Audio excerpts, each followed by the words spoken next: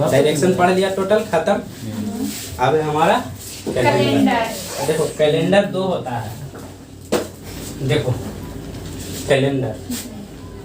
Calendar में होता है दो चीज। पहला होता है नॉर्मल ईयर और दूसरा होता है लीप ईयर। लीप ईयर को हम लोग कहते हैं अधिवर्ष।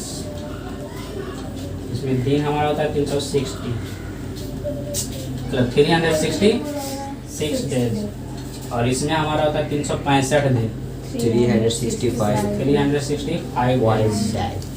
इसको हम लोग कहते हैं नॉर्मल ईयर और इसको कहते हैं लीप ईयर, साधारण वर्ष और अधिवर्ष। ठीक।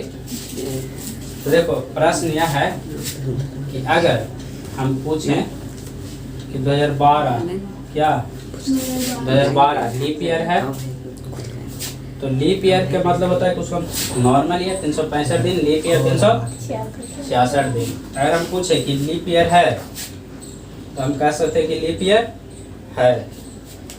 तो लीप ईयर चेक करेगा तो ये होता है कि इसमें हम 4 से डिवाइड करते हैं। क्या करते हैं? 4 से हम डिवाइड करते हैं। तो जब हम इसको 4 से डिवाइड करेंगे तो ये पूरा कट जाएगा। जब पूरा कट गया तो उसमें फरवरी 29 दिन होता है।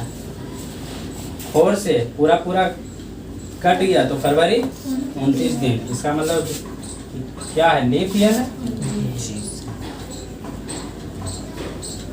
देखो इसमें यह है कि हमको पूरा को चेक नहीं करना है। जब हम 4 से डिवाइड करेंगे तो इसमें हम पूरा को चेक नहीं करेंगे। लास्ट 2 डिजिट, यदि लास्ट 2 डिजिट 4 से डिवाइड हो जाता है तो वह लीप ईयर कहलाएगा। तो लास्ट 2 डिजिट 12 है, तो इसको हम 4 से डिवाइड करेंगे तो 4 से तो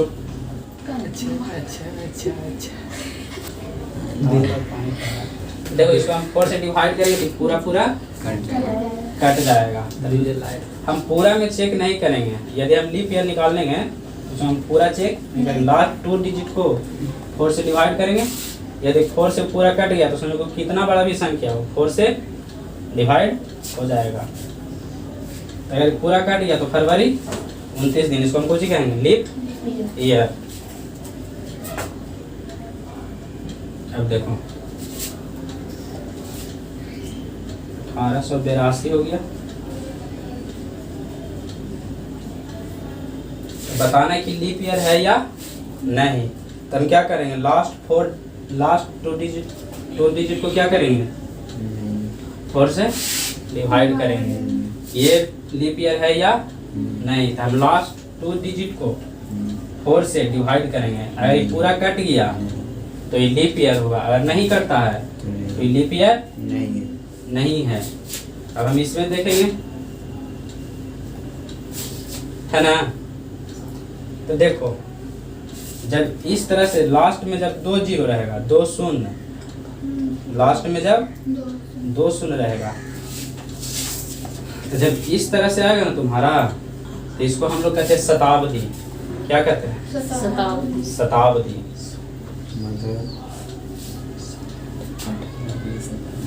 तो जब शताब्दी आएगा ना, ये क्या है? ये एक शताब्दी है।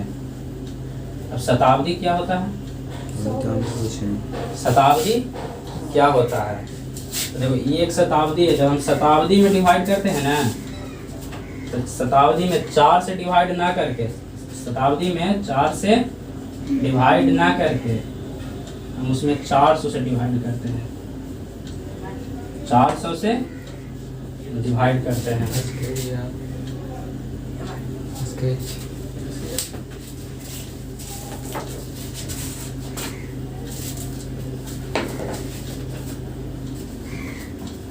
देखो अगर हम इसको 4 से या 1800, वही कौन सा है 1800, जब इस तरह से लास्ट में जब किसी भी तो 2 डिजिट रहे, 2 डिजिट शून्य रहता है तो एक शताब्दी वर्ष कहलाता है। तो शताब्दी वर्ष में 4 से भाग न दे करके 400 से हम उसमें भाग देते हैं। ठीक है। तो अगर हम इसमें 4 से भाग देते हैं, अगर इसमें हम 4 से भाग देते हैं, अगर ये पूरा कट जाता है तो हम इसको कहेंगे लीप ईयर। लीप ईयर कहेंगे, लेकिन ऐसा नहीं होता है। शताब्दी वर्ष में हम 4 से डिवाइड ना करके 400 से डिवाइड करते हैं। इसको 4 से डिवाइड किए, 4 से डिवाइड किए तो लीप ईयर होगा, ऐसा हम लोग इसमें जानते हैं। लेकिन ये हमारा एक शताब्दी वर्ष है, इसमें हम 4 से डिवाइड ना देकर कितना से देंगे, 400 से। अगर ये 400 से पूरा पूरा कट जाता है तो हम इसको लीप ईयर कहेंगे। अगर ये 400 से पूरा पूरा कट जाता है तो हम इसको लीप ईयर कहेंगे।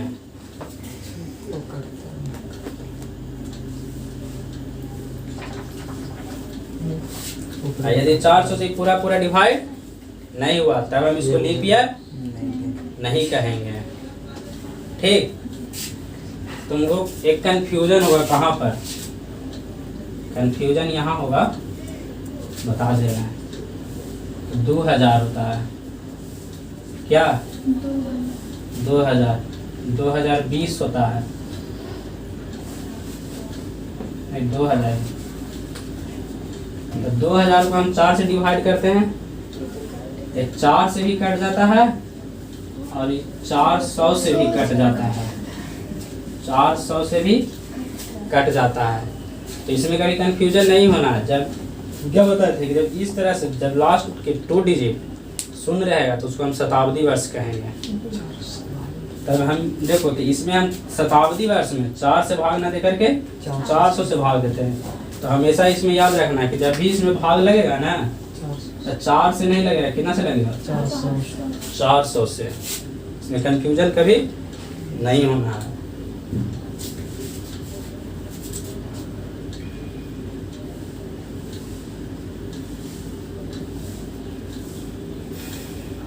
ठीक, अब हम कह सकते हैं कि कोई भी सेंचुरी ईयर यानी शताब्दी वर्ष, कोई भी सेंचुरी ईयर तब कहलाती है जब 4 से भाग न लग करके 400 से भाग लगना चाहिए उसमें, तब हम उसे कहेंगे century year, leap century year.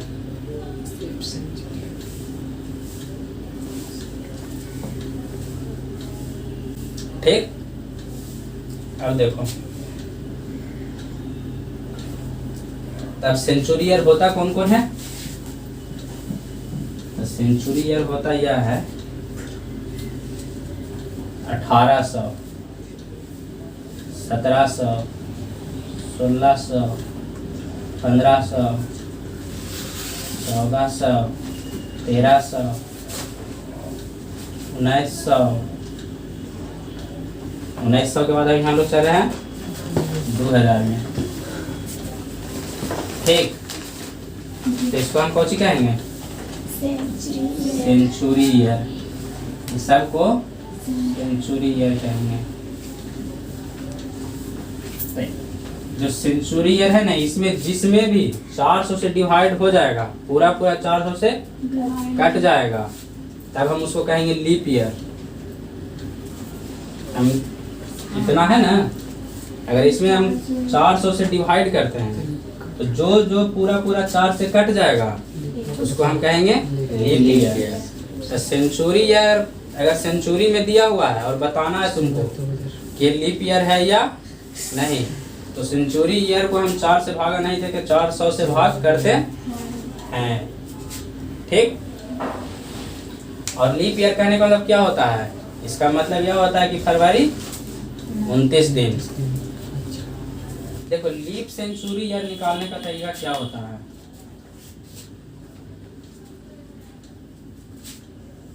Leap century year निकालने का तरीका क्या होता है, तो इसका यह होता है कि अगर हम लीप सेंचुरी ईयर निकाल रहे हैं, लीप सेंचुरी ईयर निकाल रहे हैं, तो उसको हम 400 से डिवाइड नहीं करेंगे, कितना से, 4 से ना करके 400 से करेंगे। और 400 से डिवाइड करने पर अगर हमारा रिमाइंडर शून्य आता है तो वह लीप ईयर कहलाता है। रिमाइंडर 0 हो तो उसको हम लीप ईयर कहेंगे।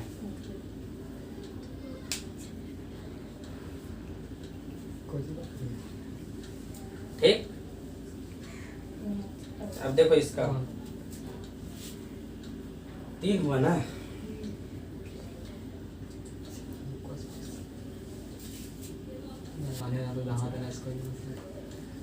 अभी हम लोग 3 तक देखें।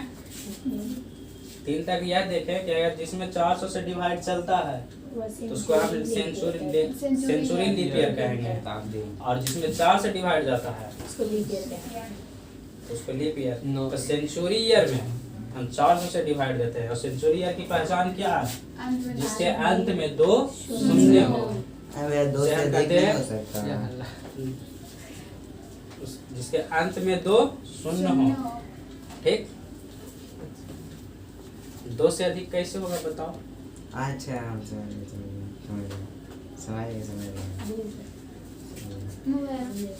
सेंचुरी ईयर के पहचान क्या था कि जिस ईयर के अंत में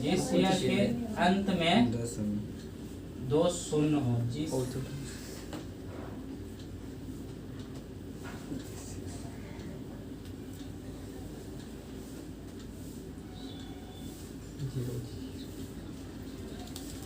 जिस ईयर के अंत में 2 जीरो हो, तो देखो जिस ईयर के अंत में 0 है, 2 जीरो है, 2 जीरो है, 2 जीरो है, तो ये सब क्या कहलाएगा? Century year.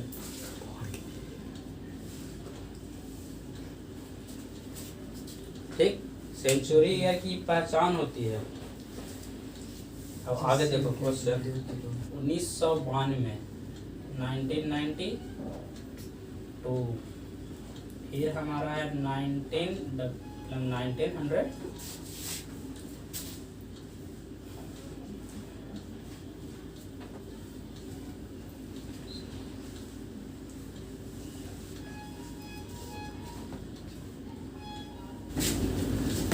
क्वेश्चन हमारा यह है 1992, 1900, 2000। ठीक है, इसको मैं बताना है कि कौन लीप ईयर है, कौन लीप ईयर नहीं है। तो क्या बताए, जिसके अंत में अगर 2 जीरो होता है तो वह सेंचुरी ईयर कहलाता है। जिसके अंत में 2 जीरो होता है उसको हम सेंचुरी ईयर कहते हैं। इसके अंत में 2 जीरो है, इसके अंत में भी 2 जीरो है,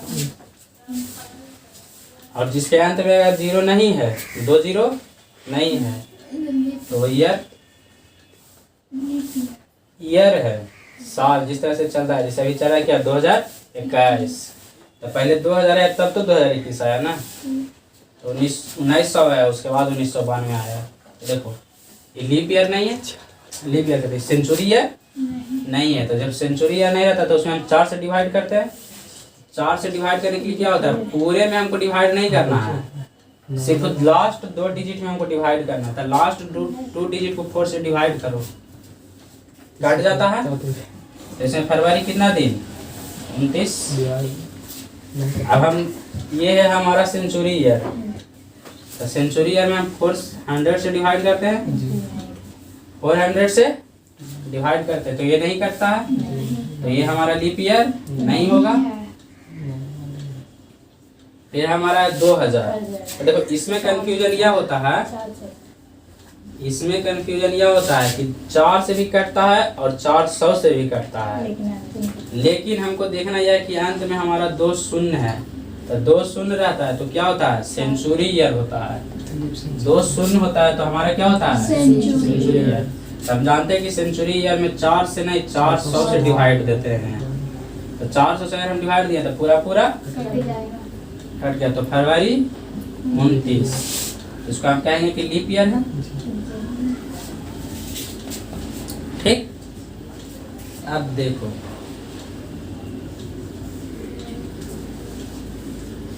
अब एक छोटा सा सवाल यह है, अब ये हमारा इस चैप्टर वाली क्वेश्चन है ना। हम लोग जानते हैं कि हर 4 साल के बाद एक लीप ईयर आता है, तो हर 4 साल के बाद एक लीप ईयर क्यों आता है? हर 4 साल के बाद एक लीप ईयर क्यों आता है, सोचो। देखो हर 4 साल के बाद एक लीप ईयर होता है, तो ऐसा क्यों होता है? हमको पता है कि एक साल में कितना दिन, 365 दिन 6 घंटे, 365 दिन 6 घंटे होते हैं। एक साल में के दिन 365 दिन 6। उसी तरह से चलते जाएगा। अच्छा। फिर दूसरा साल आएगा, फिर दूसरा साल में भी 365 दिन 6 घंटा। फिर तीसरा साल आएगा, जब तीसरा साल आएगा तो इसमें भी 365 दिन 6 घंटा। फिर हमारा फोर्थ ईयर आएगा जब चौथा साल, तो इसमें भी 365 दिन 6 घंटा। 365 दिन 6 घंटा। क्वेश्चन हमारा यह है कि हर 4 साल के बाद एक लीप ईयर क्यों आता है? हर 4 साल बाद लीप ईयर क्यों होता है? क्यों आता है? ये हुआ हमारा इस चैप्टर का सबसे पहला क्वेश्चन, बेसिक सही क्वेश्चन।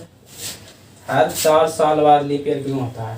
तो हमको पता है कि एक साल में 365 दिन, एक साल में 365 दिन 6 घंटे।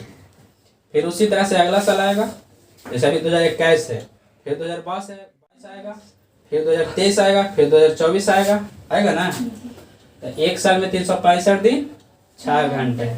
फिर 2 साल, फिर अगला साल आएगा तो फिर 365 दिन 6 घंटा। तभी 6 घंटा को ऐड कर रहे हैं हर साल में? नहीं ऐड कर रहा है, सिर्फ 365 दिन को ही हम ऐड कर रहे हैं। एक साल में 365 दिन होता है।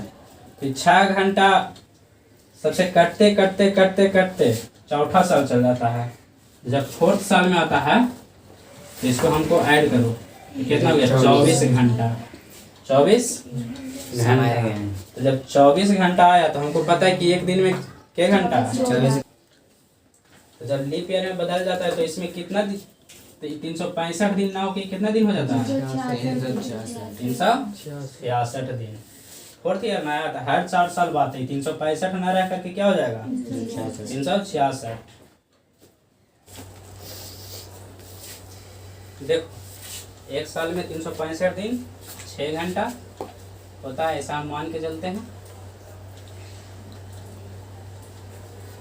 तो हम जानते हैं कि हर 4 साल के बाद लीप ईयर आता है।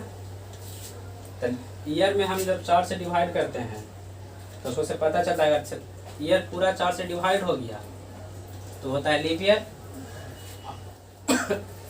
और जो नहीं हुआ उसमें फरवरी 28 दिन। और ये होता है लीप, मतलब जो कट गया 4 से फरवरी 29 दिन, और जो नहीं कटा उसमें फरवरी 28 दिन। तो देखो हम जानते हैं कि हर 4 साल के बाद एक लीप ईयर आता है। हर 4 साल बाद देखो यहाँ पे कौन सा ईयर है? शताब्दी ईयर। बताए थे शताब्दी ईयर की पहचान होती है जिसके लास्ट में 2 शून्य होता है। तो शताब्दी ईयर में हम 4 से भाग ना दे करके 400 से देते हैं। 4 से भाग ना दे करके 400 से।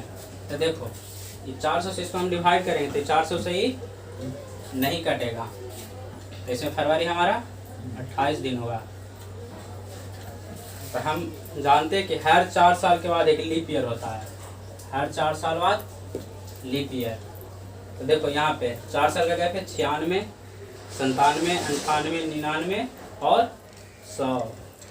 तो 4 साल के बाद ही लीप ईयर क्यों नहीं आया? तो हम ऐसा जानते हैं कि हर एक साल में 365 दिन 6 घंटा होता है। जब हम और गहराई में जाते हैं तो ज्योग्राफी के अंदर तब पता चलता है कि 365 दिन 5 घंटा कुछ मिनट होता है और कुछ सेकंड होता है पहला साल में। फिर अगर अगला साल जाएंगे तो फिर 365 दिन फर्स्ट ईयर, सेकेंड ईयर। तो फिर हम जब अगला साल जाएंगे दूसरा साल में तो फिर 365 दिन 5 घंटा कुछ मिनट और कुछ सेकंड होता है। ऐसे कर फिर तीसरा साल आएगा तो उसमें भी 365 दिन 5 घंटा कुछ मिनट और कुछ सेकंड। फिर हम चौथा साल में आएंगे तो 365 दिन 5 घंटा कुछ मिनट कुछ सेकंड। तो ऐसे करते करते हर 4 साल बाद इसमें कुछ मिनट की कमी हो रही है। हर 4 साल बाद कुछ मिनट की कमी हो रहा था। ऐसे करते करते जब ये पूरे 100 साल पहुंचता है ना, जब इसका पूरा 100वीं वर्ष होता है, तो जो कुछ मिनट की कमी हर 4 साल में हो रहा था ना, वो 100, तब पता चलता है कि 365 दिन 5 घंटा कुछ मिनट होता है और कुछ सेकंड होता है पहला साल में। फिर अगर अगला साल जाएंगे तो फिर 365 दिन फर्स्ट ईयर, सेकेंड ईयर। तो फिर हम जब अगला साल जाएंगे दूसरा साल में, तो फिर 365 दिन 5 घंटा कुछ मिनट और कुछ सेकंड होता है। ऐसे कर फिर तीसरा साल आएगा तो उसमें भी 365 दिन 5 घंटा कुछ मिनट और कुछ सेकंड। फिर हम चौथा साल में आएंगे तो 365 दिन 5 घंटा कुछ मिनट कुछ सेकंड। तो ऐसे करते करते हर 4 साल बाद इसमें कुछ मिनट की कमी हो रही है। हर 4 साल बाद कुछ मिनट की कमी हो रहा था। ऐसे करते करते जब ये पूरे 100 साल पहुंचता है ना, जब इसका पूरा 100वीं वर्ष होता है, तो जो कुछ मिनट की कमी हर 4 साल में हो रहा था ना, वो 100वीं वर्ष में 1 दिन की कमी कर देती है।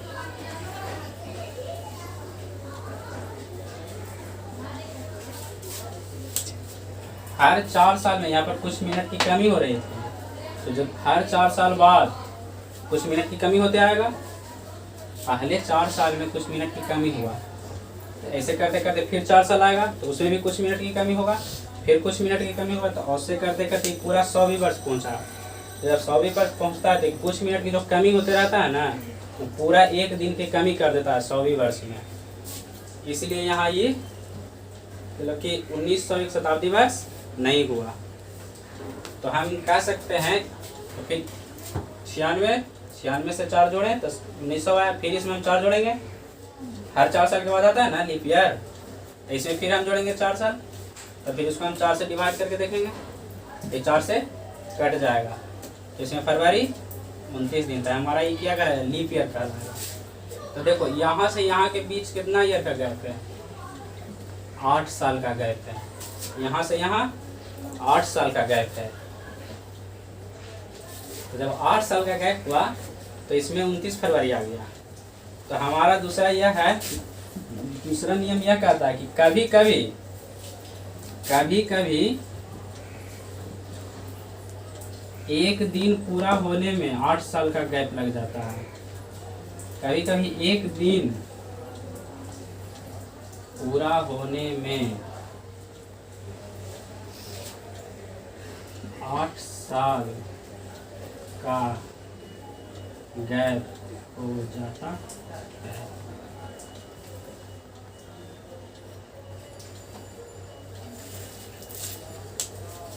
तो यहाँ पर यह हुआ, हम जानते कि हर 4 साल के बाद एक लीप ईयर होता है। तो 96 हमारा 1896 एक लीप ईयर है, क्योंकि 4 से हम इसको डिवाइड किए तो 4 से कट गया, और ये हमारा 1900 आया। 4 साल के बाद जब हम इसमें तो 1900 है, तो 1900 हम जानते हैं कि एक सेंचुरी ईयर है।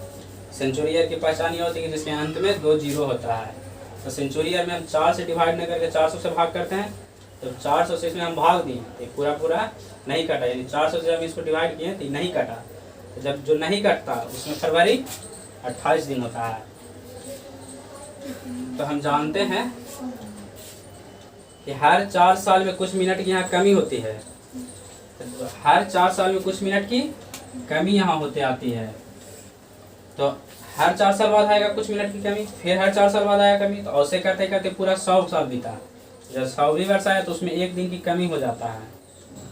हर साल में मिनट की कमी होते आया ना, तो 100वीं वर्ष में 1 दिन की कमी हो जाता है। तो 100वीं वर्ष, तो ये हमारा शताब्दी इसको कहते हैं हम लोग 1900 को। इसके जा रहे तो जो हर 4 साल में कमी आ रहा था कुछ मिनट के, तो 100वीं वर्ष में 1 दिन की कमी कर देती है। ठीक, तो वही 1 दिन इसमें बढ़ाया नहीं गया। तो जब हम इस 1900 से फिर आगे चलेंगे 4 साल, तो 1900 के बाद होता है 1904।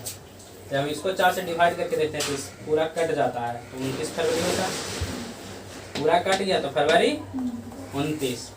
हम देख सकते हैं कि यहाँ से यहाँ का गैप 8 साल है। तो हम कह सकते हैं कभी कभी लीप ईयर आने में 2 साल, कभी कभी लीप ईयर आने में 8 साल का गैप हो जाता है।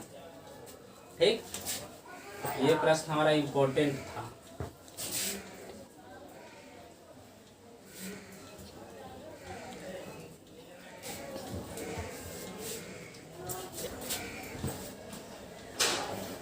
कितने साल में कितने लीप ईयर होते हैं?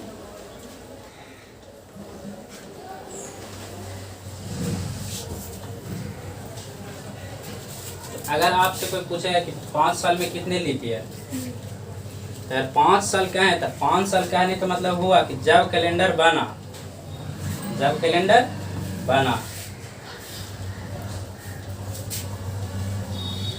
तो पूछेगा कि पहले 5 साल में, तो पहले 5 साल में लीप ईयर 1। और पूछेगा कि 10 साल में, तो 10 साल सिर्फ बोल रहा है, तो 10 साल में लीप ईयर 2। और इसको निकालने का तरीका यह होता है, जितना साल में पूछेगा उतना में हम 4 से डिवाइड कर देंगे। जितना साल में पूछेगा उतना साल में हम 4 से डिवाइड कर देंगे। तो ये 25 है। अगर पूछेगा कि 25 साल में लीप ईयर कितने होंगे, तो 25 साल कहने का मतलब यह होता है कि पहले 25 साल, तो पहले 25 साल में हम 4 से डिवाइड करेंगे। और 4 से डिवाइड करने के बाद जितनी बार लगेगी उतना ही लीप ईयर होगा। अगर पूछेगा तुमसे 30 साल में, तो 30 साल कहने का मतलब कि जब कैलेंडर स्टार्ट हुआ वहाँ से, तो पहले 30 साल, तो हम इसमें 4 से डिवाइड देंगे। 4 से हम डिवाइड करते हैं तो कितनी बार, 7 बार, 7 टाइम्स। तो लीप ईयर इसमें कितना आएगा, 7। तो लीप ईयर निकालने का तरीका क्या हुआ, अगर जितना बार साल पूछ रहा है उसमें हम 4 से डिवाइड कर देंगे।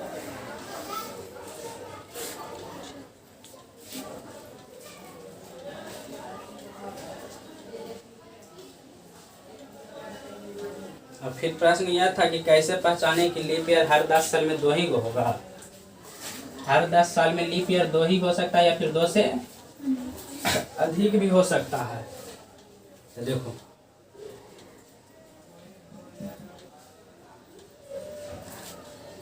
हर 10 साल में 2 लीप ईयर हो सकता है या फिर 2 से अधिक। तो समझो, अगर एग्जाम्पल तुम्हारा दिया 2003, 2013, इसका मतलब यह है कि एक पर्टिकुलर ईयर दिया हुआ है हमारा, 10 साल का गैप है दोनों के बीच। तो यदि पर्टिकुलर ईयर दिया हुआ हो तब हम उसके आगे जोड़ के निकाल सकते हैं। तो देखो 3 है, 3 के बाद 4 आता है, तो 4 हमारा लीप ईयर है। फिर 4 के बाद, अब हम जानते हैं कि हर 4 साल के बाद लीप ईयर होता है, तो 4 के बाद 8, 8 के बाद 12, 12 के बाद 16, तो 16 हमारा क्या हो रहा है, 13 से बाहर हो रहा है। तो हमारा हर 10 साल में लीप ईयर कितना हो सकता है, 3। एक एग्जांपल यह है 2005, 2015, ये दोनों का डिफरेंस 10। अगर बताओ, अगर पूछा कि ये दोनों के बीच में लीप ईयर कितने होंगे, तो हम स्टार्ट करेंगे गिनती। तो 5 नहीं, 6 नहीं, 7 नहीं, कितना होता है 8, 8 के बाद 12, 12 के बाद 16, हर 4 ऐड करते जाते हैं, 16 हुआ। देखो यहाँ पूछ रहा है 15 तक, यहाँ ये 16 है, तो ये हमारा नहीं होगा। तो देखो, कभी 10 साल के गैप में 3 लीप ईयर आ रहा है और कभी 10 साल के बीच में 2 लीप ईयर आ रहा है। यदि पर्टिकुलर ईयर दिया हुआ हो तब हम उसके बीच निकाल सकते हैं कि कितना लीप ईयर आएगा। यदि नहीं दिया हो, सिर्फ ये पूछ रहा हो कि 10 साल में कितना लीप ईयर होगा, तो 10 में हम 4 से डिवाइड कर देंगे और जितने टाइम्स डिवाइड होगा उतना ईयर आएगा।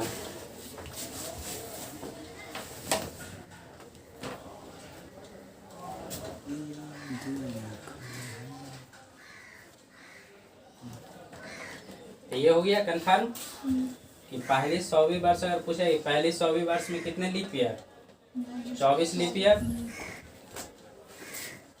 पूछेगा का है। कि 100वीं वर्ष जो इस 100 साल है ना, ये हमारा 100वां जो साल है शताब्दी वर्ष है। तो हम जानते हैं कि शताब्दी वर्ष में 4 से नहीं 400 से डिवाइड करते हैं। जब हम इसमें 400 से डिवाइड करेंगे तो 400 से डिवाइड नहीं होगा। तो हम कह सकते हैं जो 100वीं वर्ष होगा ये हमारा लीप ईयर नहीं होगा। तो 25 आ रहा था तो ये किससे घट गया तो 24। अगर कोई पूछे नहीं चल रहा है, नहीं चल रहा, पूछे कि 200 साल में कितने लीप ईयर होंगे।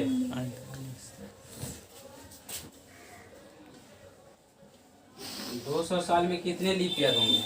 तो 200 साल कहने का मतलब क्या हुआ, पहले 200 साल शुरू से जहाँ से कैलेंडर बना, तो पहले 200 साल का जब हम निकालेंगे तो देखो पहले 100 वर्ष में 24 आया, पहले 100 वर्ष में 24 आया।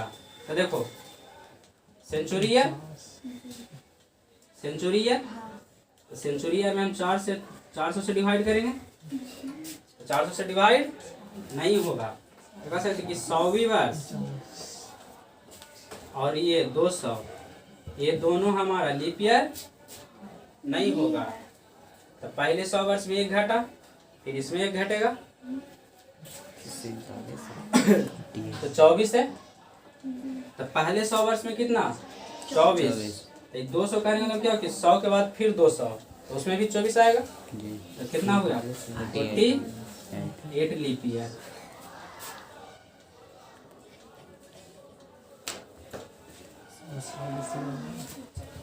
ठीक।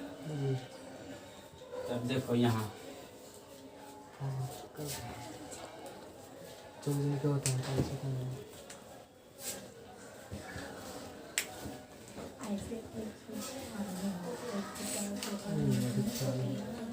एक सौ 92 है, 96 का होता है। अगर पूछेगा कि 200 साल में कितने लीप ईयर होंगे, तो 200 साल में हमारे अनुसार 50 होने चाहिए। 4 से डिवाइड करेंगे तो 50 होना चाहिए, है ना।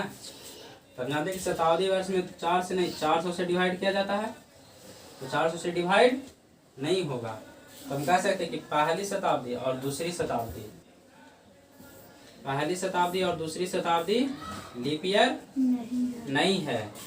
तो जितना ईयर पूछेगा जो लीप ईयर नहीं हो उसमें से हम उतना माइनस कर देंगे। तो पहला और दूसरा 2 ना, इसमें हम 2 माइनस करते हैं, कितना आया 48। तो 200 वर्षों में कितने लीप ईयर 48। अगर पूछेगा 300 वर्षों में, तो 300 वर्षों में कितने लीप ईयर।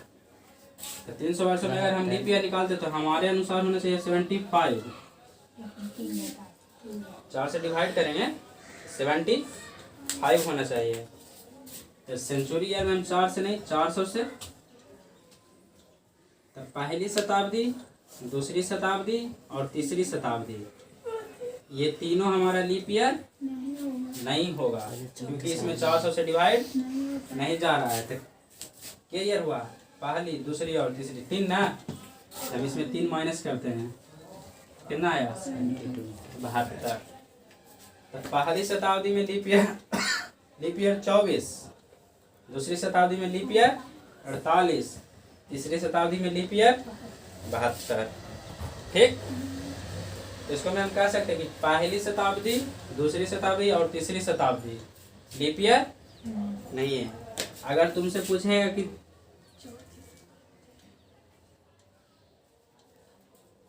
अगर तुमसे पूछे कि 400 वर्षों में कितने लीप ईयर होगा, तो 400 वर्षों में अगर लीप ईयर पूछेगा तो हमको कितना होना चाहिए, हमारे अनुसार 100 आना चाहिए। जब 4 पूछेगा कि 400 वर्षों में कितने लीप ईयर होने चाहिए, तो हमारे अनुसार 100 आएगा, 100 लीप ईयर, है ना। तो हम कह सकते हैं पहली शताब्दी और दूसरी शताब्दी और तीसरी शताब्दी लीप ईयर नहीं है, क्योंकि ये 400 से डिवाइड नहीं हुआ।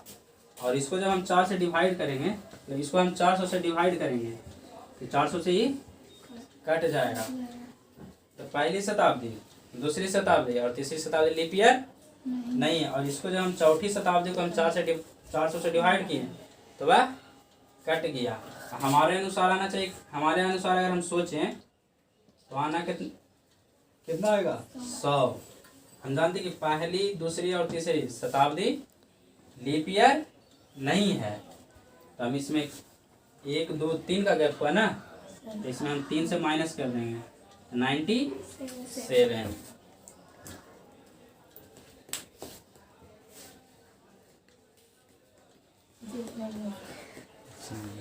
तो अगर तुमसे कोई पूछे कि पहले 400 वर्षों में कितने लीप ईयर होंगे, तो पहले 400 वर्षों में 97। अगर पूछा पूछा 300 वर्षों में कितने लीप ईयर है, 72। 200 वर्षों में कितने लीप ईयर, 48। और 100 वर्षों में कितने लीप ईयर, 24। ठीक, एक डाटा बनाओ।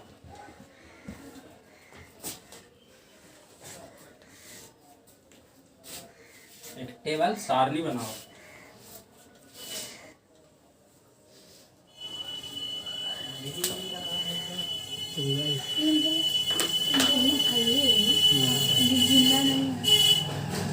एक टेबल बनाओ।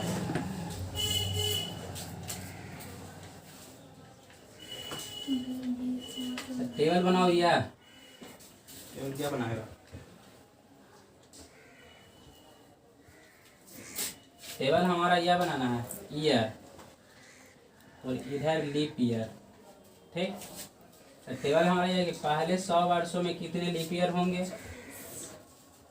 200 वर्षों में कितने होंगे, 300 वर्षों में कितने होंगे, 400 वर्षों में कितने होंगे, फर्स्ट सेंचुरी ईयर में कितने होंगे, सेकेंड सेंचुरी ईयर में कितना होगा,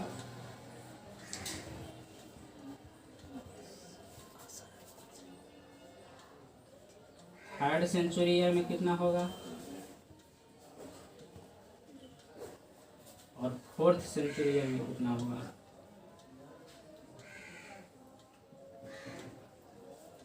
हमको ये चीज बताना है।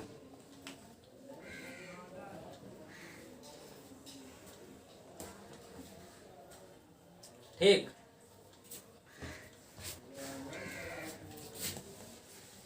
ये हुआ हमारा टेबल सारणी।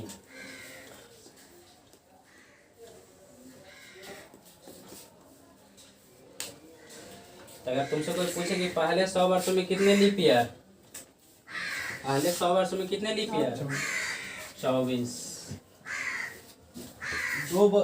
200 वर्षों में कितने लीप ईयर, 48। 300 वर्षों में और 400 वर्षों में 97।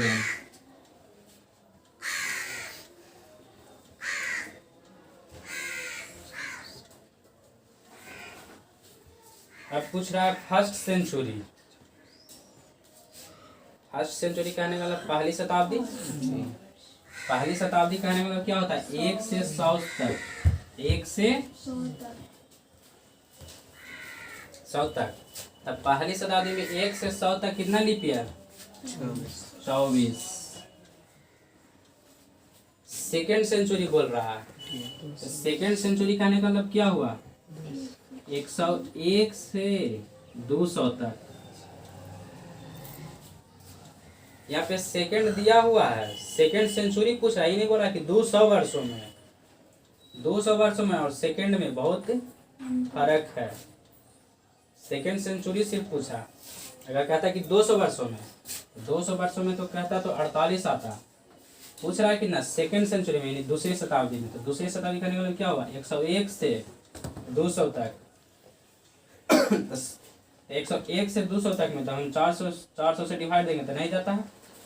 तो इसमें भी कितना होगा, 24। पहले से फर्स्ट सेंचुरी बोला था 1 से 100 तक। तो 1 से 100 तक में 24 आया। फिर बोला सेकेंड सेंचुरी, सेकेंड सेंचुरी का निकाल देगा क्या 101 से 200 तक। अगर बोलता 200 तो 200 बोलता तो ये होता, तो ये दोनों के अंदर हमारा 100 है, तो 100 है, तो 100 में कितना होता है 24, तो इसमें भी 24 आया। फिर पूछ रहा है थर्ड सेंचुरी था, थर्ड सेंचुरी का मतलब क्या हुआ 201 से 300 तक। 300 में हम 400 से डिवाइड देंगे तो नहीं जाएगा, तो जानते कि 300वां जो ईयर आएगा वो लीप ईयर नहीं होगा। तो इसमें भी 24। फिर आया फोर्थ सेंचुरी यानी चौथी शताब्दी, तो फोर्थ सेंचुरी आया। तो फोर्थ सेंचुरी का मतलब क्या होता है 300 से 400, 301 से 400 तक, 301 से 400 तक में पूछ रहा है। तो हम जानते हैं कि 400 को 4 से जब हम डिवाइड देंगे तो कट जाएगा, कितना बार कटेगा ये दोनों के बीच का गैप 100। तो 100 को जब हम 4 से डिवाइड करेंगे तो कितना बार कटेगा 25 बार। तो इसमें कितना हुआ लीप ईयर 25। चलो देखो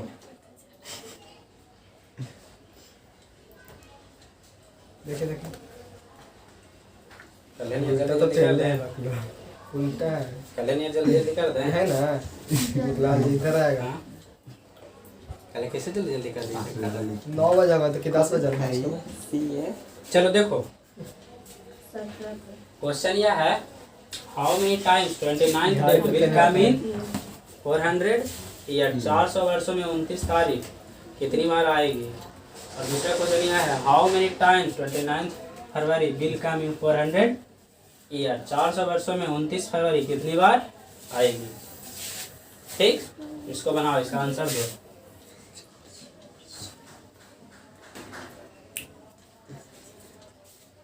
इसका आंसर दो। तो देखो पूछ क्या रहा है 29th डेट, 400 वर्षों में 29 फरवरी कितनी बार आएगी, तो 29 तारीख कितनी बार आएगी, 400 वर्षों में 29 तारीख कितनी बार आएगी ये पूछ रहा है ना। और दूसरा क्वेश्चन यह है 400 वर्षों में 29 फरवरी कितनी बार आएगी, तो 29 फरवरी का मतलब होता है लीप ईयर। तो ये पूछ रहा है कि 400 वर्षों में 29 फरवरी कितनी बार आएगी, तो दोनों का आंसर, दोनों क्वेश्चन ध्यान से, दोनों में बहुत फर्क है। इसमें सिर्फ तुम्हारा पूछ रहा है 29 तारीख कितनी बार आएगी, इसमें पूछ रहा है कि 29 फरवरी कितनी बार आएगा महीना।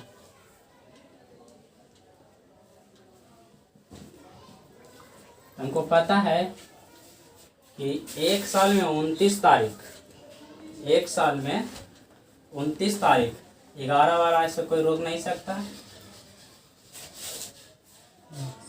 एक साल में 12 महीना होता है ना, तो 29 तारीख से पूछ रहा है, तो 29 तारीख 11 बार आने से कोई रोक सकता है 29 तारीख एक साल में 11 बार आने से कोई रोक सकता है। हर महीना में 29 तारीख आता है या नहीं, नॉर्मल ईयर में। अच्छा नॉर्मल हर महीना में 29 तारीख आएगा, तो 11 महीना टोटल, तो हमारा फरवरी बच गया है ना। हम कह सकते कि 11 बार एक साल में 29 तारीख आने से कोई रोक नहीं सकता है। पूछ कितना बढ़ रहा है 400 बार, तो 400 सालों में, तो 400 सालों में इस चीज को हम गुना करेंगे तो 4400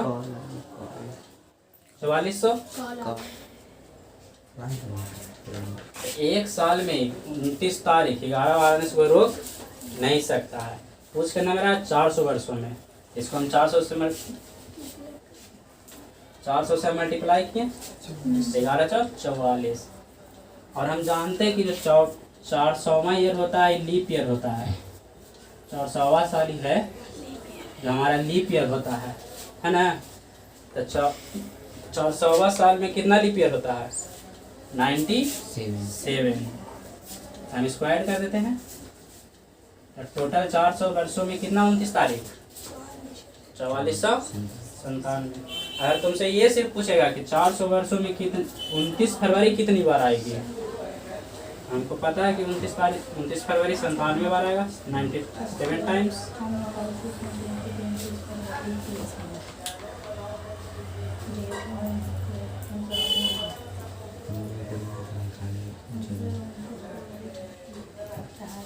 ये ऐसे हुआ, एक साल में 12 महीना हुआ ना, एक साल में 12 महीना। अब 12 महीना में अगर हमको ये पता नहीं है कि ईयर लीप ईयर है या नॉर्मल ईयर है, अगर एक साल में 12 महीना तो 29 तारीख 11 बार आज से कोई रोक सकता है नहीं। तो पूछ रहा है 400 वर्षों में, कितने वर्षों में? हम एक एक नियम से जानते हैं कि अगर कोई चीज एक साल में 11 बार हो रहा था, 400 साल में 400 साल में 11 गुना 400, टोटल हो गया हमारा 4400। और हम जानते हैं कि जो 400वां साल होता है ना, ये लीप ईयर होता है। 400वां साल लीप ईयर होता है। अच्छा, 400वां साल में लीप ईयर के वो 97, इसमें हम 97 ऐड कर दिए, टोटल 4497। ये पूछेगा सिर्फ कि 29 तारीख कितनी बार आएगी 400 वर्षों में, तो 4497। और अगर ये पूछेगा कि 29 फरवरी 400 वर्षों में कितनी बार आएगी, तो उसका आंसर 97। ठीक, हम लोग दो चीज पढ़ लिए, दो कंसेप्ट पढ़े ना। पहला लीप ईयर पता करना है तो 4 से डिवाइड करेंगे।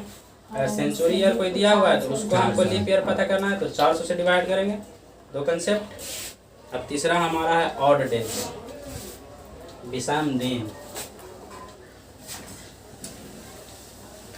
तो पढ़ लिए भी ईयर और लीप ईयर कैसे निकाला जाता है ना। अब हमारा है तीसरा कंसेप्ट ऑड डेज।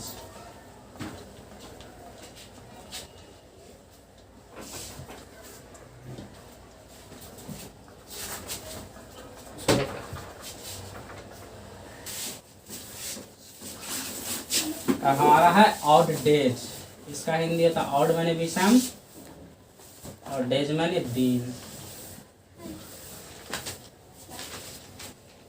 तो इस ऑड डेज हम इसमें किस लिए पढ़ेंगे? ऑड डेज इसलिए पढ़ेंगे कि किस तारीख को इतना दिन, अगर मान लो कि तारीख को इतना दिन है तो उसके अगला तारीख को कितना, अगर उससे 10 दिन के बाद कौन सा दिन आएगा। अगर किसी महीना की पहली तारीख को सोमवार है तो उसी महीना के 31 तारीख को कौन सा दिन होगा। तो ये सब निकालने के लिए हमको ऑड डेज पढ़ना पड़ता है। ठीक,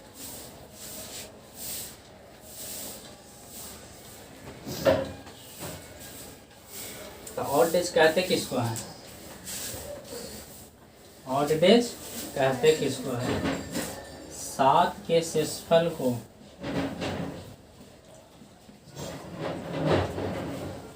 7 के शेषफल को विषम दिन कहते हैं।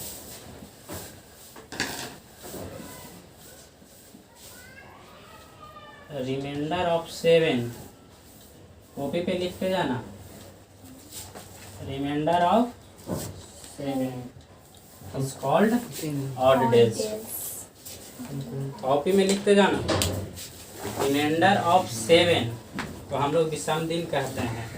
ठीक, इसका मतलब यह हुआ कि जब हम 7 से भाग दिए किसी संख्या में तो उसका जो शेष फल बचेगा उसी को हम लोग ऑड डेज कहेंगे।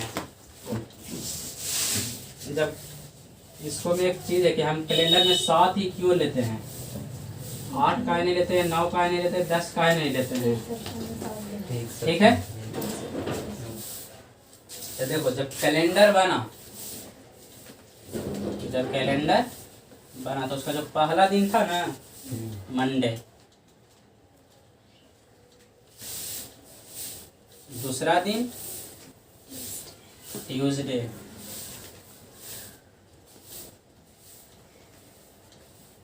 तीसरा दिन वेडनेसडे,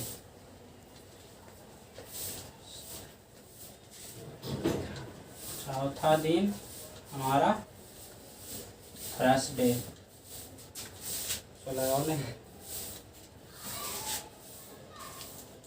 थर्सडे। पांचवा दिन फ्राइडे। छठा दिन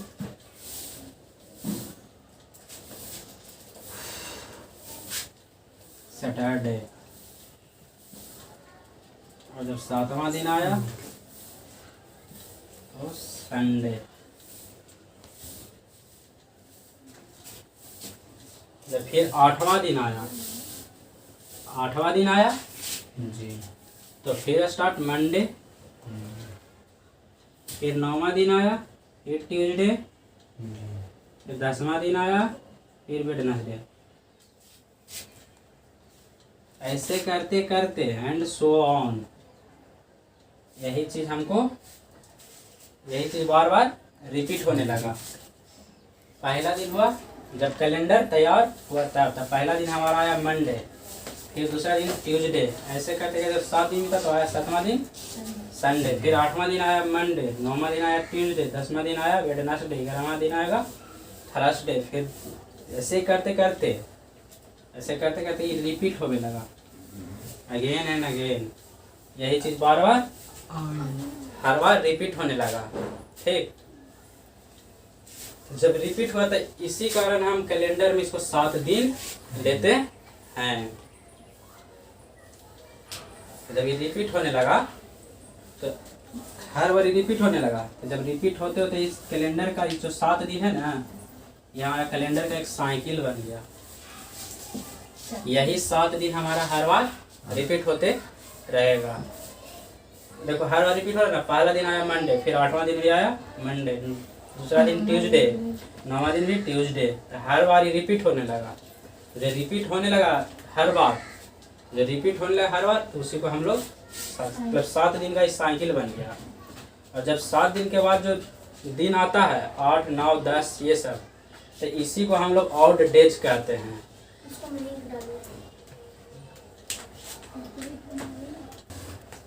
तो इसको कहे का मतलब क्या हुआ कि 7 दिन का क्या बन गया, साइकिल बन गया।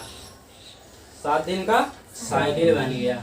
हर बार यही चीज हमेशा रिपीट होते आ रहा है कि 7 दिन का साइकिल बन गया। तो कहने का मतलब यह है, 7 दिन का जब साइकिल बना ना, तो इसका मतलब यह है कि रिमाइंडर ऑफ 7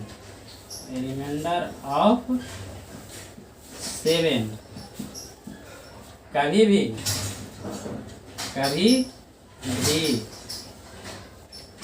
7 या 7 से ज़्यादा नहीं हो सकता।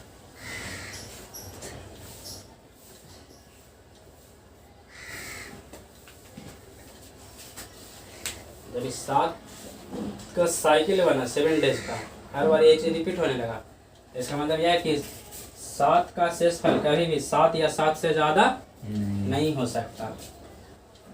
इसका जब भी शेषफल आएगा, कौन आएगा? शेषफल हमारा यह आ सकता है 0, 1, 2, 3, 4, 5, 6। तो इसका रिमाइंडर हमेशा 7 या 7 से कम, मतलब 7 या 7 से ज़्यादा नहीं हो सकता। रिमाइंडर कौन कौन हो सकता है? 0 हो सकता है, 1, 2, 3, 4, 5, 6 हो सकता है। 7 रिमाइंडर नहीं होगा। देखो 7 अगर आएगा तो फिर हम क्या करें कि 7 के शेषफल को, तो 7 से हम 7 में भाग देंगे तो एक बार आएगा, कट गया 0। तो यही 0 ना हमारा ये है। तो जब हम यहाँ स्टार्ट किए चलना इसको से, साइकिल जब ये बना,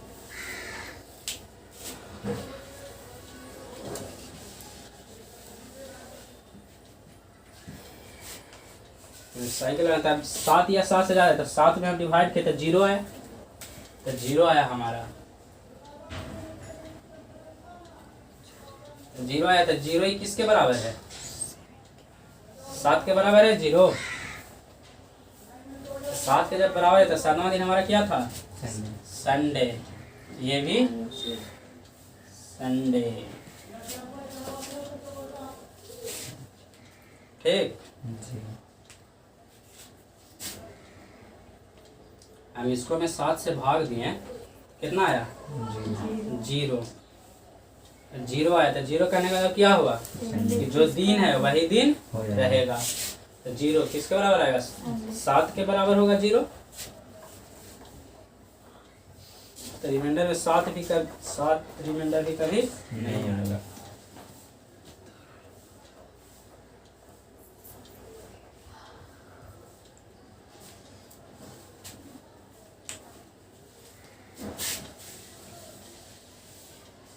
तो इसको हम लोग क्या कहेंगे?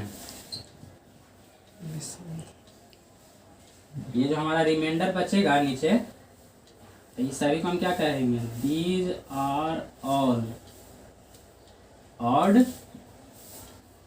डेज। ये सभी को हम लोग क्या कहेंगे? विषम दिन।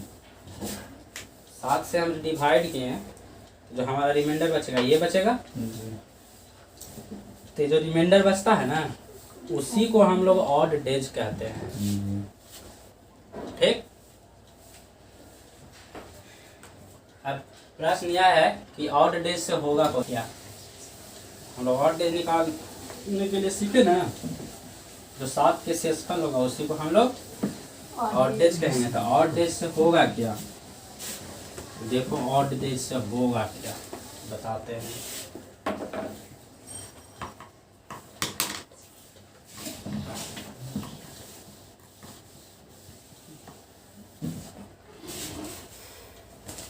अब एक टेबल बनाओ, यहाँ लिखो टोटल डेज, लिखते जाना है। यहाँ लिखना है टोटल डेज और यहाँ लिखना है ऑड डेज।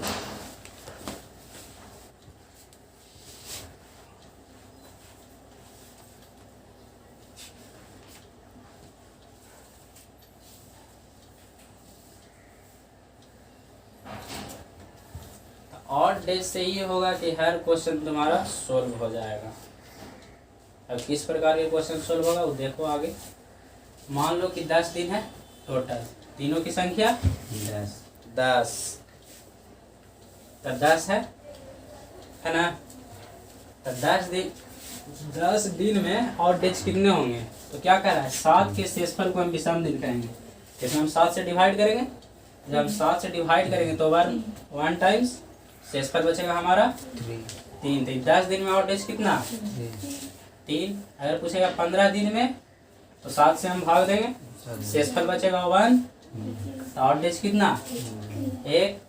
अगर हम 28 लिखते हैं तो 28 में हम 7 से डिवाइड करेंगे पूरा कट तो टोटल कट जाएगा। 7 में जब 28 को 7 से हम डिवाइड करेंगे तो टोटल हमारा कट जाएगा। शेषफल कुछ नहीं बचा, 0। 28 दिनों में ऑड डेज कितनी? 0। फिर हमारा 29, 30, 31, 36। ठीक। अब देखो 29 में फिर हम 7 से डिवाइड करेंगे, तो 29 में हम डिवाइड करेंगे तो 7 चौ 28, 1 बचेगा शेष। तो 29 दिन में कितना ऑड डेज? 1। फिर 30 दिन में करेंगे तो 2 आएगा। फिर हम 31 दिन में करेंगे तो 3 आएगा। 36, 7 बचे 35, 1 आएगा। तो समझ में आया ऑड डेज से क्या होगा? टोटल डेज दिया हुआ है तो उसको से हम लोग ऑड डेज पता करते हैं। अगर तुम्हारा 50 वीक्स 50 सप्ताह में ऑड डेज कितनी होगी, है ना? तो जब वीक के बात आता है तो एक वीक में कितना दिन? 7 दिन।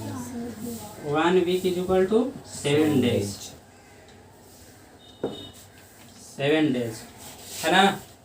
अभी हम कुछ बताए थे 0, 1, 2, 3, 4, 5, 6, है ना? तो एक सप्ताह में 7 दिन, तो हम 7 से 7 में डिवाइड करेंगे। डे में डिवाइड कर रहे हैं ना 7 से 7 में, तो 7 दिन को हम 7 से डिवाइड करेंगे। तो 7 दिन को हम 7 से डिवाइड करेंगे तो कितना आएगा? 7 को हम 7 से डिवाइड करेंगे तो कितना आएगा? 0 आएगा। तो ऑड डेज कितना? जीरो। तो एक बात याद रखना, जब बिग की बात आएगी ना, कितना बिक भी रहा है, 100 1000 कितना बिक रहा है, तो उसका टोटल डेज कितना आएगा, आउट डेज आएगा 0।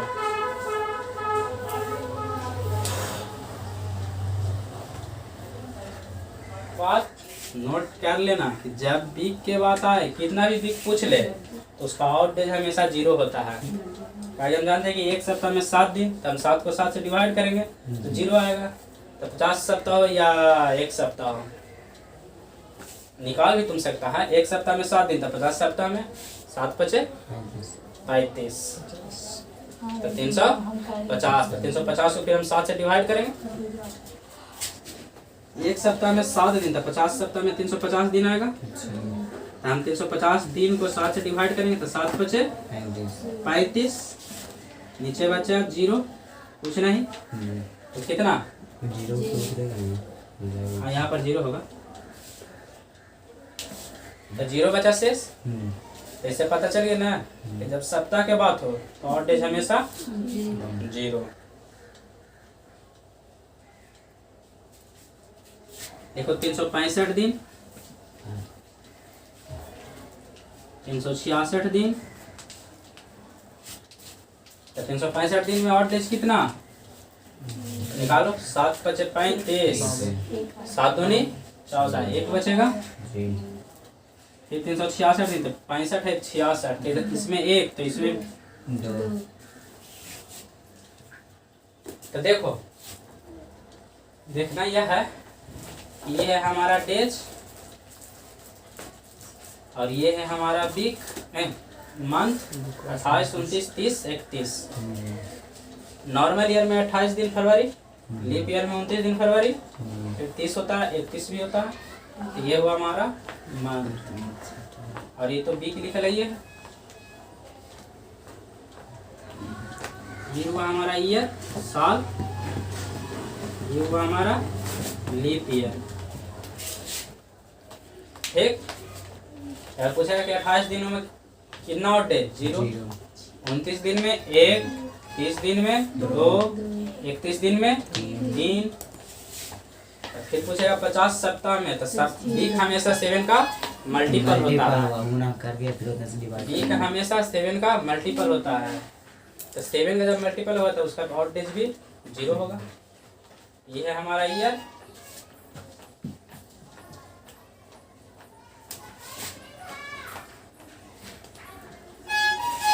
एक साल में कितने आउट डेज, 1। लीप ईयर में कितने आउट डेज, 2। नोट करो नहीं कि कितना दिन में कितना, मतलब कितना दिन में कितना आउट डेज होता है, ये हम जान लिए। अब हम आगे जानेंगे कि अगर आज सोमवार है तो 15 दिन के बाद क्या होगा, कौन सा दिन आएगा। आज मंगलवार है तो 10 दिन के बाद कौन सा दिन आएगा, ये सब हम जानेंगे। डाउन करो क्वेश्चन फटाफट। If today is Wednesday, if today is Wednesday, यदि आज बुधवार है, देन तब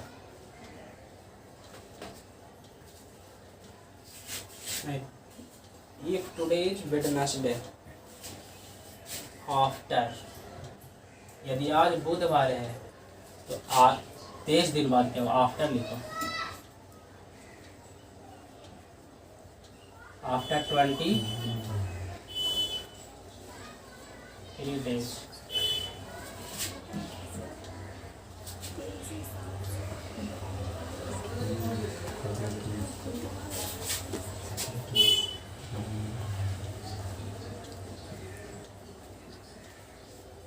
यदि आज बुधवार है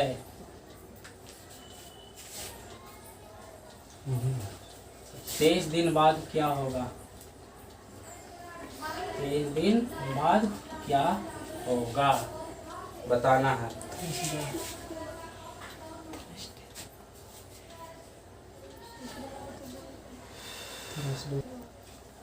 तब देखो सोल्व कैसे होगा, हम क्या बताए थे, रिमाइंडर ऑफ 7 को विषम दिन कहते हैं। यदि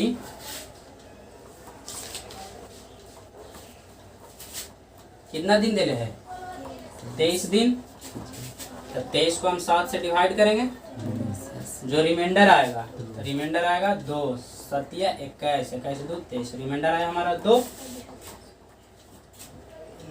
तो पूछ क्या रहा है, आफ्टर यानी आगे। यदि हम कैलेंडर में आगे जाएंगे तो विषम दिन को हम ऐड कर देंगे, यदि कैलेंडर में हम बिफोर आएंगे तो हम उसको माइनस कर देंगे। तो देखो 2 है, यहाँ दिन कौन है, बुधवार, तो 2 प्लस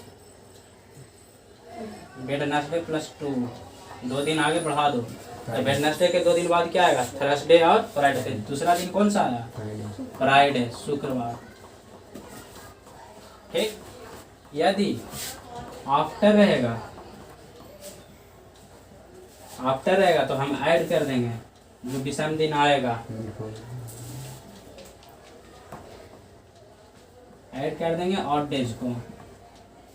और यदि बिफोर रहता है क्वेश्चन में पहले, तो हम माइनस कर देंगे ऑड डेज में। ऑड डेज बोलो या फिर रिमाइंडर ऑफ 7 बोलो। ठीक, दूसरा क्वेश्चन यह है कि यदि आज बुधवार है, आज बुधवार है तो 15 दिन के बाद क्या आएगा, आफ्टर 15 डेज।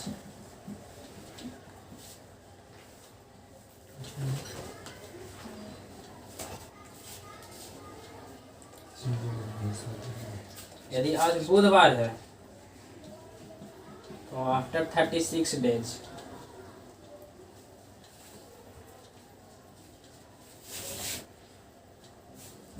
बनाओ।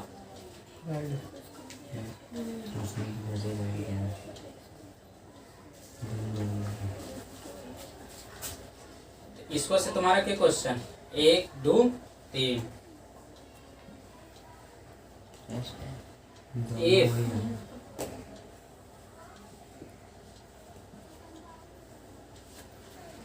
यदि आज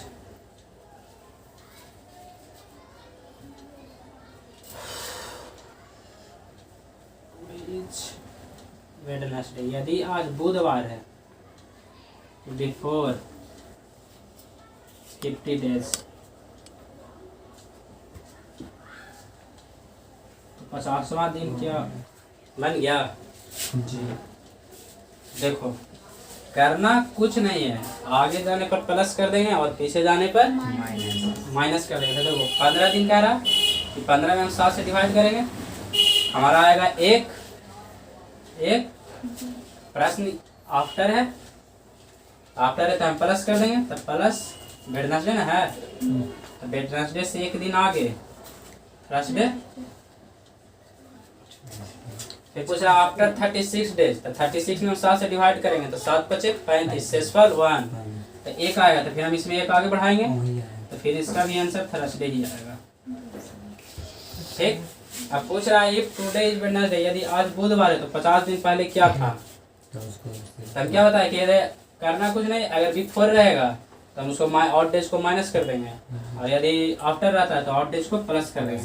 तो 50 में हम 7 से भाग देते हैं, 7 49, रिमाइंडर 1 बचेगा, तो 1। अब प्रश्न क्या कर रहा है, बिफोर, प्रश्न हमारा बिफोर कह रहा है, तो 1 हम माइनस कर देंगे। अभी क्या है, बुध है, तो बुध के 1 दिन पहले क्या होता है, ट्यूसडे, इसमें हमारा आंसर ट्यूसडे। क्वेश्चन यह है कि किसी महीने की 2 तारीख को संडे है, जल्दी लिखो। यदि किसी महीने की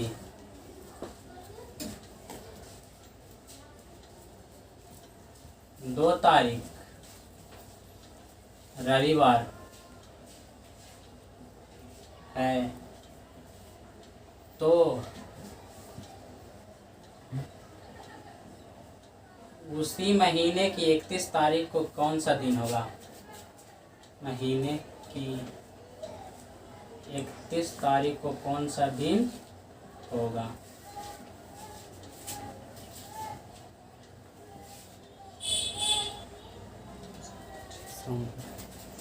इसको बनाओ, कौन सा दिन होगा?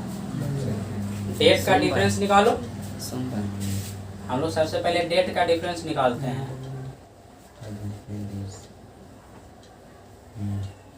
Difference of date. जब हम डेट का डिफरेंस निकालें तो ये 31, ये है 2, 31 माइनस 2 आया 29। तो 29 हमारा क्या हो गया? डे हो गया, डेज हो गया 29 दिन। 29 दिन होता है, इसमें हम 7 से डिवाइड करेंगे। 7 से जब डिवाइड किए तो रिमाइंडर हमारा 1 आया। तो हम इसको में क्या आगे जा रहे हैं या फिर पीछे आ रहे हैं? आगे जा रहे हैं। 2 तारीख से हम 31 तारीख पर पहुंचे हैं, आगे जा रहे हैं। तो एक हम उसमें ऐड कर देंगे। तो संडे में एक हम ऐड किए तो संडे के बाद क्या होता है? मंडे। इसका आंसर मंडे।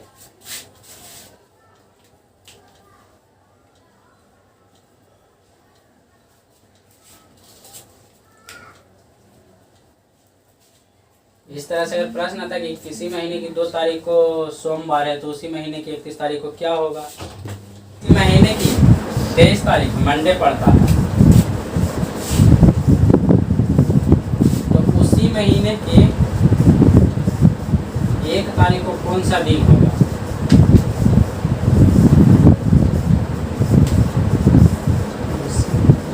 उसी महीने की 1 तारीख को कौन सा दिन होगा?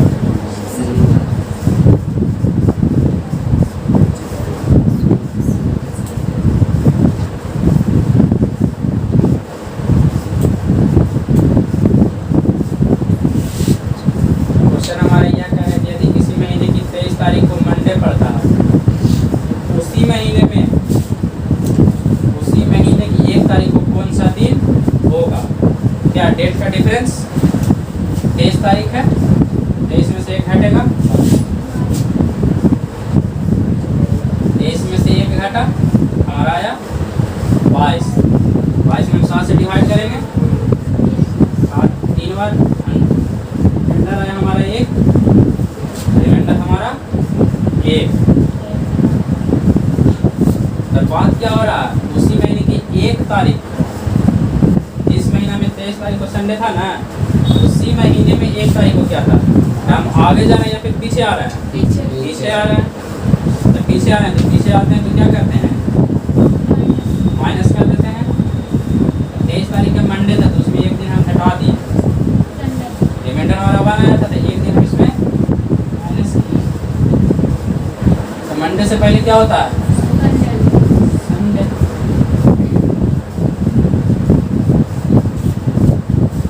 कोई शक?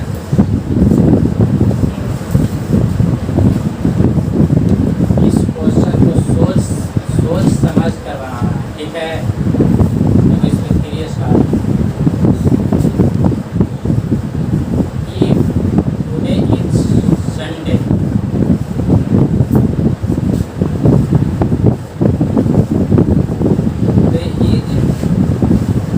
संडे। यदि आज सोमवार है तब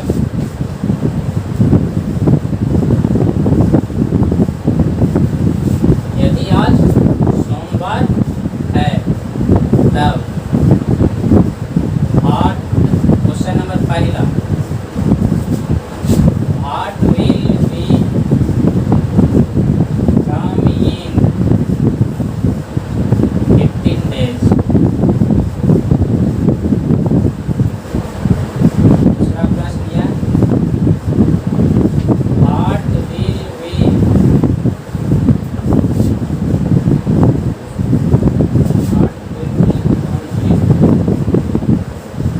come in 8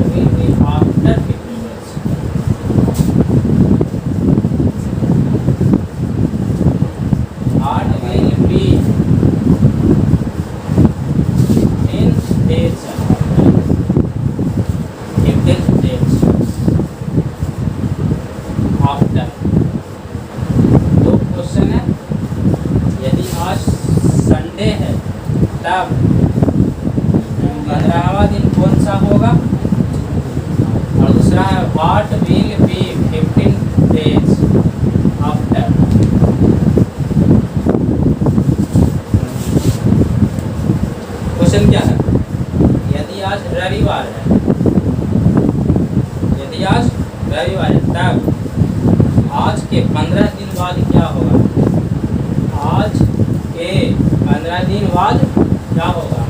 और दूसरा क्वेश्चन यह है 15वां,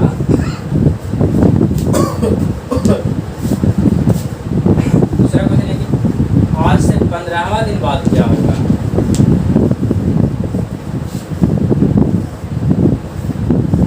हिंदी में लिख रहे हैं,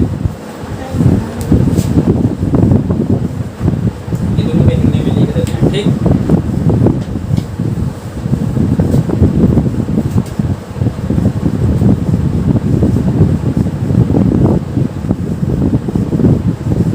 आज से 15 दिन बाद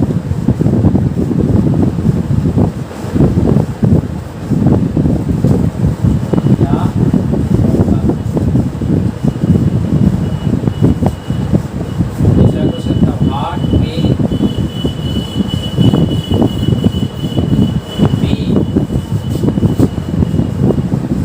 8वें वे 15th days after।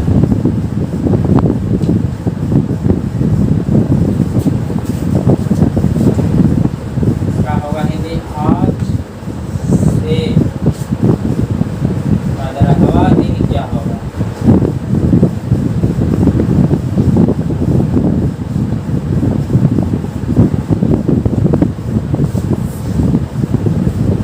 दोनों में से है।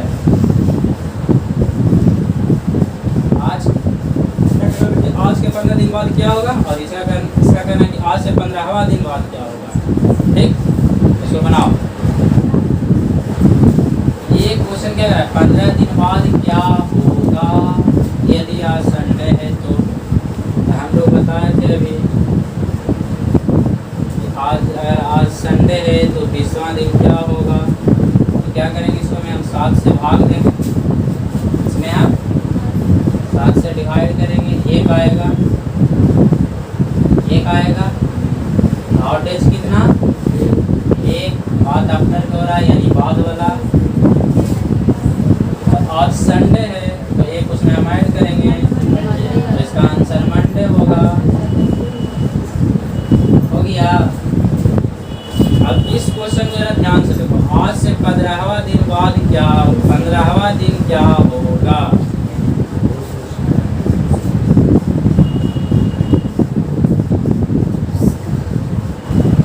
देखो इसका मतलब है 15वां दिन, अगर ये पूछ रहा है ना 15वां दिन, तो इसका कहने वाला कि 14 दिन बाद क्या होगा?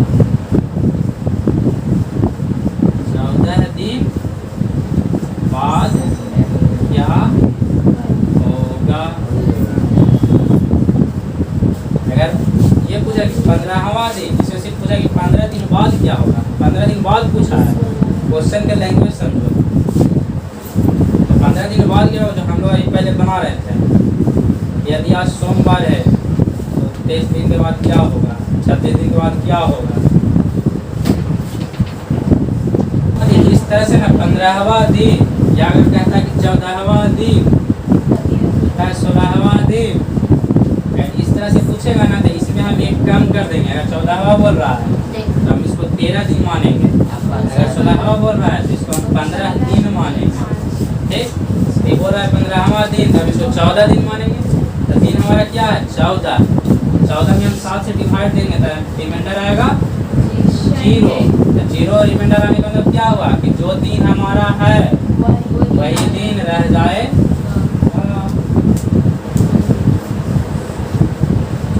इस बात को हमेशा याद रखना, इस चीज में बहुत, दोनों में बहुत फर्क है।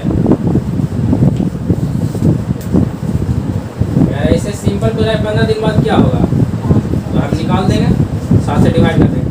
और जब ये पूछता है 15वां दिन, तो 15वां दिन करने वाला दिन से एक दिन हम कम कर देंगे, ठीक। If 2 days before yesterday was Sunday, then what will be 4 days after tomorrow? यदि बीते हुए कल से 2 दिन पहले रविवार था, तब आने वाले 4 दिन बाद क्या होगा? तुरंत ही बन जाएगा, मात्र 2 सेकंड में। कोई देरी नहीं, जितना दिन दिले है वो सबको ऐड करो, सिर्फ टुडे को छोड़कर 6 दिले है, कल परसों बिहार न दिले है,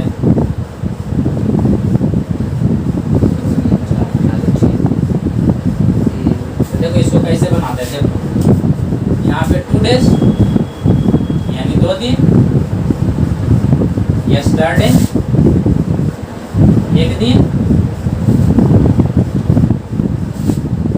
फिर 4 डेज 4 दिन, टुमारो ये भी 1 दिन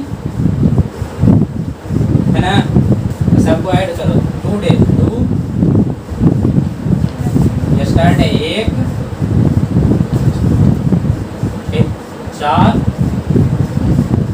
टुमारो 1, टोटल 8।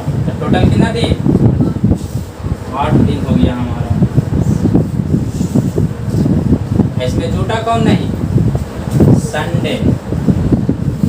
इस तरह का जब प्रश्न आएगा ना, टुडे को छोड़कर बाकी सबको ऐड कर देंगे, टुडे को छोड़कर बाकी सबको ऐड कर देंगे।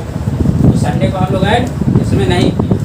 टोटल आया 8 डेज, 8 डेज है, 8 में हम 7 से भाग देंगे, रिमाइंडर हमारा 1 आएगा। आज संडे था,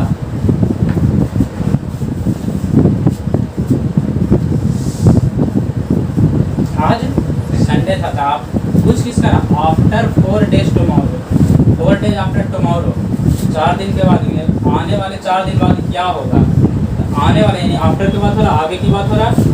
इसमें हम पहले कौन था, कौन दिन था? संडे। संडे में हम 1 दिन ऐड कर देंगे, मंडे। ये क्या बात?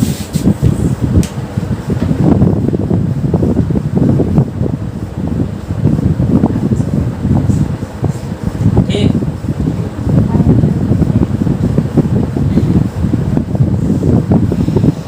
जब इस तरह का प्रश्न आएगा, if 2 days before yesterday was Sunday then what will be 4 days after tomorrow.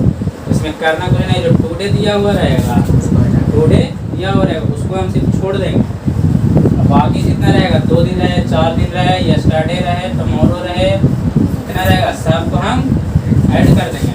अब जब टोटल हम ऐड करेंगे तो दिन पता चल जाएगा। उसमें हम 7 से डिवाइड कर रहे थे शुरू से आउट डेज निकालने के लिए, जैसे हम 7 से डिवाइड किए तो 1 आया।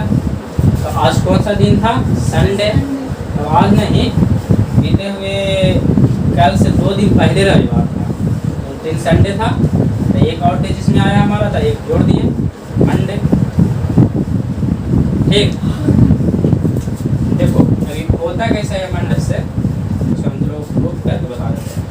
मान लो ये आज रवि, आज 15 तारीख है, हाँ, तो मान लो कि आज कौन तारीख? 15 तारीख है, ठीक है। अब क्या रहा है, अब क्वेश्चन को पढ़ो और इसको बनाते जाओ। बीते हुए कल से 2 दिन पहले रविवार था, तो मान लेते कि हम आज 15 तारीख है, तो बीते हुए कल से 2 दिन पहले, इसको बीता हुआ कल हुआ, इसके 2 दिन पहले कौन दिन? संडे था। पहले इसके 1 दिन बीता, फिर बीता हुआ 2 दिन के बाद संडे था, 2 दिन के बाद संडे था। तो इसके पहले कौन तारीख? 14, फिर इससे पहले कौन तारीख? 13, फिर यहाँ 12, तो हो गया।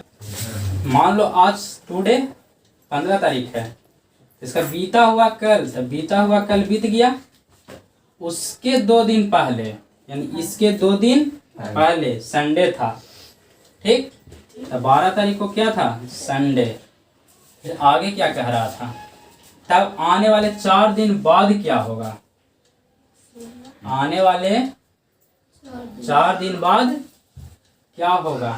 तो सबसे पहले तो आने वाले 4 दिन के पहले टुमारो है, तो इसके बाद तो 15 के बाद 16, फिर इसके 4 दिन बाद कह रहा है, 4 दिन बाद कह रहा है, तो इसके 4 दिन बाद 16 4 20 हो गया। तो पूछ रहा है कि यदि 12 तारीख को संडे था तो 20 तारीख को कौन सा दिन होगा। तो इन दोनों को डिफरेंस करो डेट का। तो 20 में से 12 जाएगा 8 आएगा। तो 8 में फिर हम 7 से डिवाइड करेंगे। तो 7 से डिवाइड करेंगे तो 1 आएगा। और आज हमारा संडे था 12 तारीख को, तो एक दिन आउट डेज आया, रिमाइंडर ऑफ 7 1 आया, तो उसमें हम 1 ऐड किए तो मंडे आया।